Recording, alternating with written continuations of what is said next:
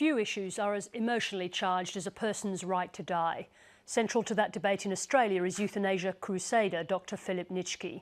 His group, Exit International, advertises workshops for those aged 50 years and over or the seriously ill to teach people how to take their life safely. Dr Nitschke's group also advises Australians how to import and safely administer the euthanasia drug Nembutal. But some families and friends are concerned about who's being advised by Dr Nitschke. This story from Caitlin Gribben and Dale Owens. Earlier this year across Australia, police raided at least a dozen properties. It was an unprecedented crackdown on the growing euthanasia movement. Members of the voluntary euthanasia group Exit International have had their homes raided by police looking for illegal euthanasia drug. Police were searching for Nembutal, which is illegal to import into Australia. The raids targeted members of Exit International, an organisation founded by euthanasia advocate Dr Philip Nitschke. A person would go home. This is typically a person would walk outside or go home or come home and find 5, usually 7 police. One of the people raided was Perth man Nigel Brayley, who was not an obvious euthanasia candidate. He was 45 and had just lost a high-paying job in the oil and gas industry. Close friends Trish and Kerry O'Neill could see Nigel's life spiralling after the death of his wife, Lena. Well, I guess, the last 8-9 months of his life were quite horrendous for him. Lena Brayley died at a local quarry in 2011, which was first thought to be an accident. Late last year, the case was upgraded to a murder inquiry. The police obviously felt that he was a suspect. That was fairly clear. Later on, they did a press release at the Strand quarry. Nigel was not advised of that, where they announced that it was now a murder inquiry. Police never named Nigel Brayley as a suspect. However, he told Trish and Kerry the investigation and the loss of his job had made him depressed. By April, things had come to a head. As he was actually leaving, he looked very upset, and I kissed him goodbye, and then I went after him and I said, because he was a big man, I put my arms around his waist and I said, "I hate to see you like this." And he said, just got me, and he said, "You've no idea how hard you make it for me when you do this." And of course he was planning on something within days. In a suicide note, Nigel Brayley said he would end his life beside his mother's grave at Perth's Karrakatta Cemetery. We came down here, but we didn't find him because he must have been disturbed, I think, at some point before, he suicided, and his body was found about 200 metres away. Nigel Brayley had taken the euthanasia drug of choice, Nembutal, to end his life. Kerry O'Neill was baffled and searched for answers by looking at Nigel's email account. What did particularly horrify me was that there had been an exchange of emails between himself and Dr Philip Nitschke. Well, we had a lot of communication with Nigel. We have a usual age of 50. He came at a younger age. I think he was 45 or 46. Well, he was a person who recognised that this is an important issue, that it's better to have thought about this and be prepared rather than leave things to a point where you become perhaps too incapacitated or for some other reason unable to carry out these things yourself. The emails revealed how Nigel had consulted Dr Nitschke. Nigel was very explicit in replying to Philip Nitschke that he was going to take his life within the next fortnight.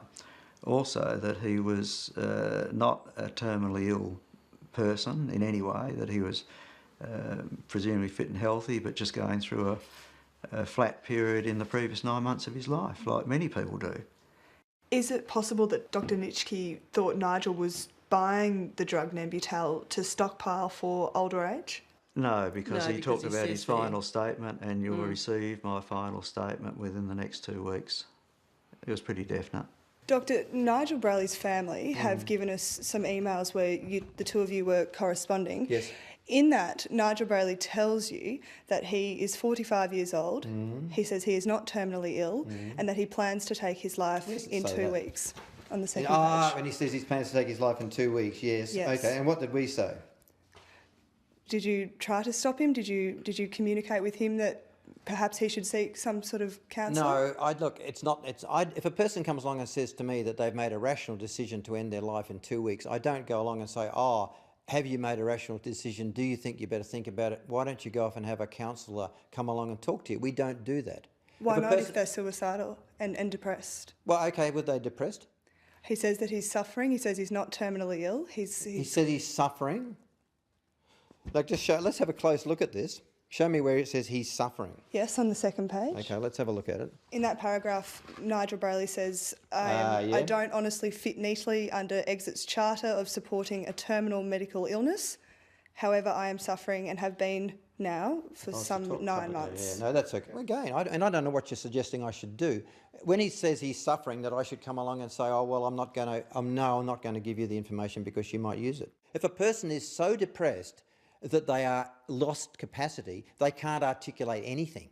The fact that he was so insightful in his decision to make this choice indicates to me that he was indeed a person had not lost capacity. I'm not saying he wasn't depressed, but was he so depressed that we should constrain him? Should we have certified him? Should we have put him into a psychiatric institution? Should we have restricted him in some way? Of course not. He was not at that level of depression. And people like that should not have their freedom curtailed.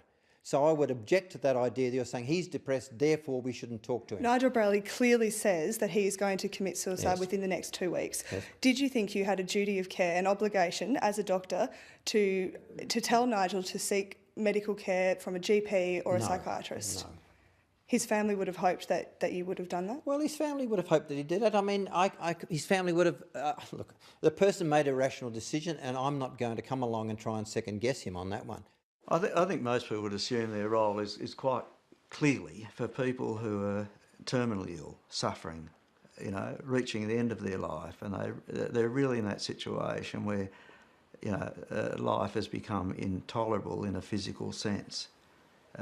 Not for people that are just simply going through a down period in their life. Everyone goes through down periods in their life.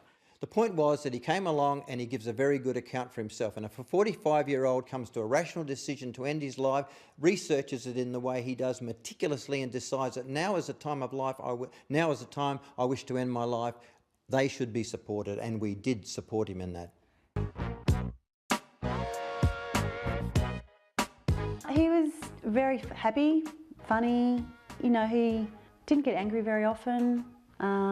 He was interested in everything and everyone. On the surface, 25-year-old Joe Waterman seemed to have it all. What are you guys thinking about? Joe, he was a unique person. He was very gentle. Is it me? Is it me? It starts with T. Joe? Me? Is it no?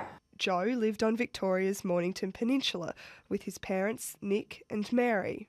When he walked in the room, it would just light up because he was just a real character.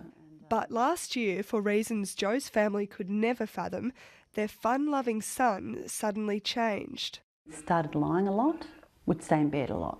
He would stay in bed for hours. And then in January this year, a knock on the door changed everything. Police came around on the Friday night actually and said to me that that he was deceased, and I just, you know, obviously was just in shock because I just thought maybe he'd been murdered. I really had no idea. In fact, Joe had taken his own life. And on the day of the funeral, the police rang and said that the coroner had rung them and said that he had taken this drug, a euthanasia drug that was in his system. That drug was Nembutal.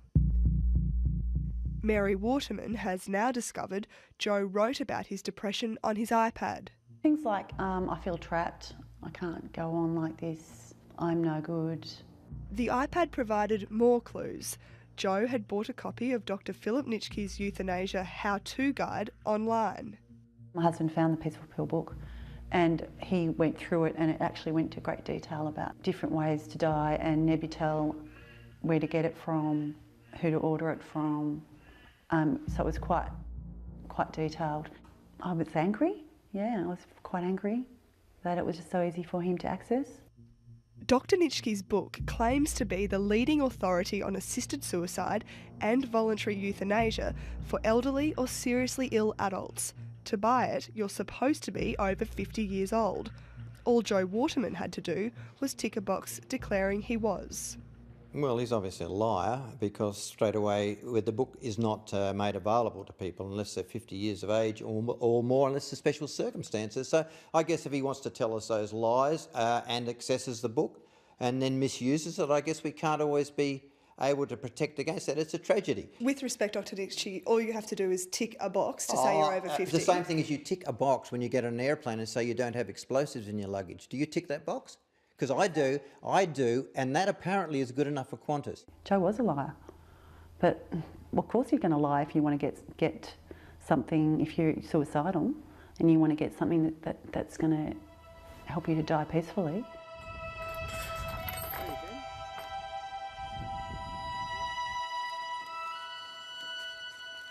Joe Waterman's parents are now preparing to bury his ashes on their property. So this is where we'll bury him. This is his favourite tree, do you think? Yeah. I think it's a great spot to come down to and think of Joe. Yeah. So it was where he came, so every time I come down here I feel that I'm with him for a moment. yeah. What impact has Joe's death had on you and your family? It's just like a bad dream, really. I just still find it really hard to imagine life without him, really. Mary Waterman is pushing for an inquest into her son's death and action to protect other vulnerable people. I don't want this happening to anybody else. My concern is that it's very easily accessible and it's lethal. It will kill you.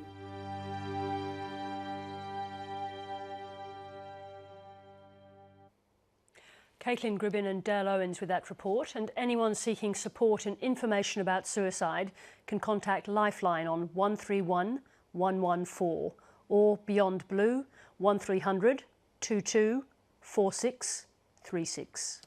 Euthanasia group Exit International have had their homes raided by police looking for illegal euthanasia drug. Police were searching for Nembutal, which is illegal to import into Australia. The raids targeted members of Exit International, an organisation founded by euthanasia advocate Dr Philip Nitschke.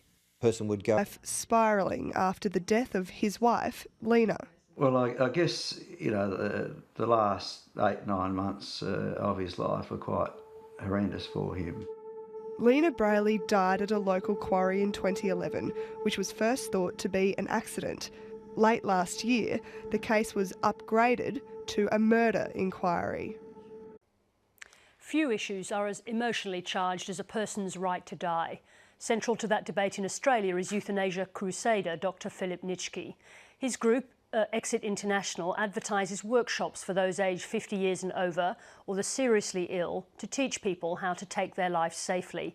Dr Nitschke's group also advises Australians how to import and safely go home. This is typically a person would walk outside or go home or come home and find 5, usually 7 police. One of the people raided was Perth man Nigel Brayley, who was not an obvious euthanasia candidate.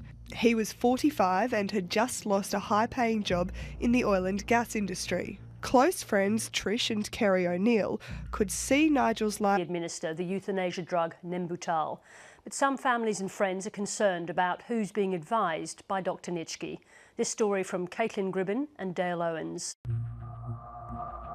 Earlier this year across Australia, police raided at least a dozen properties. It was an unprecedented crackdown on the growing euthanasia movement. Members of the Voluntary